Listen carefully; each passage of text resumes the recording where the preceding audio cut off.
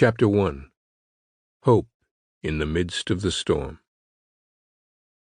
Do not be afraid of sudden terror, nor of trouble from the wicked when it comes.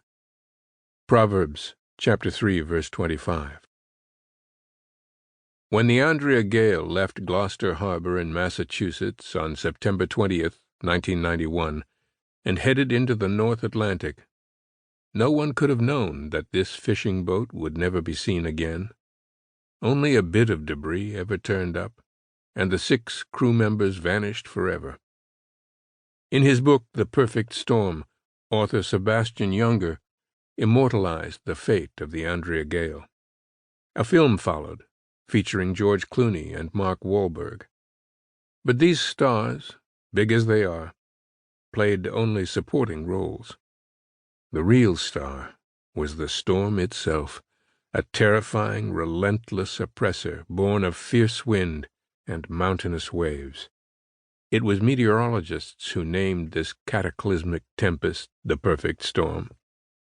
I might not tend to use the word perfect to describe something so terrible, but once you understand the meteorologist's usage, perfect storm makes perfect sense.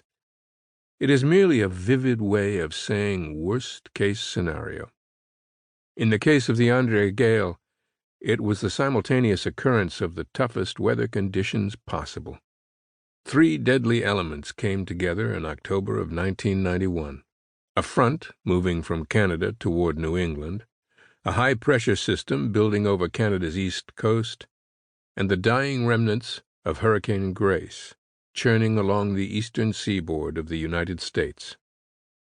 Strong weather was coming from 3 of the 4 points on the compass, all of it converging on the little Andrea gale. On their own, warm air, cold air, and moist air are hardly noticeable. But when wind patterns force them together, the result can be lethal.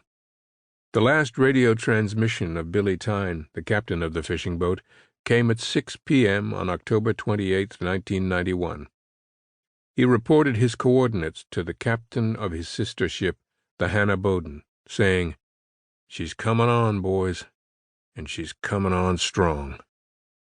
The popular book and movie brought the term perfect storm into common usage, but the concept is as old as humanity. People have always had to deal with the convergence of multiple rough circumstances. So much can go wrong so quickly that we shake our heads and say, "When it rains, it pours." We've all been there, haven't we? Your child gets sick and your car breaks down on the way to the doctor. All the while it's pouring rain and your spouse isn't answering the phone. 1 or 2 of these difficulties aren't so bad, but when they arrive together, they can form quite a storm. As frustrating as such storms can be, much worse can happen.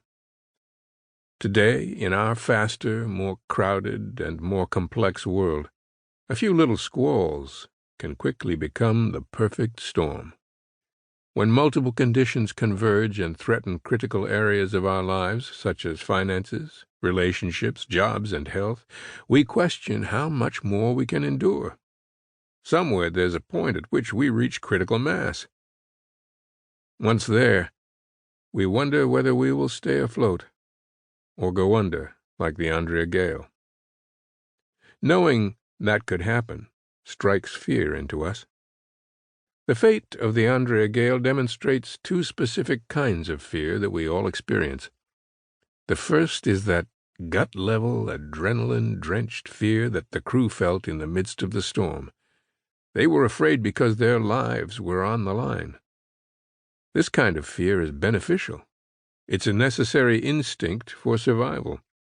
No doubt the fishermen of the North Atlantic feel a little surge of that fear every time they leave port. 1 poor decision in the face of threatening weather could mean death. But that doesn't stop these men and women. Reasonable fear is a healthy, normal part of the job description. If they couldn't handle it, they'd be in some other line of work.